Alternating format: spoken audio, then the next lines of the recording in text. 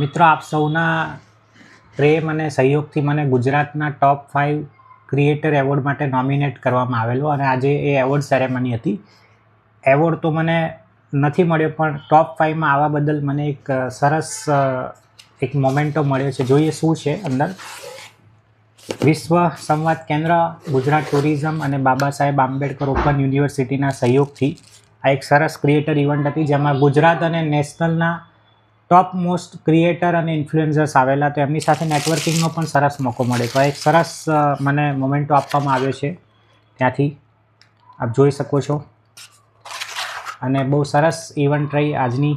બહુ ઘણું બધું લર્નિંગ મળ્યું કે કેવી રીતના આપણે સોસાયટીને વધારે વેલ્યુએબલ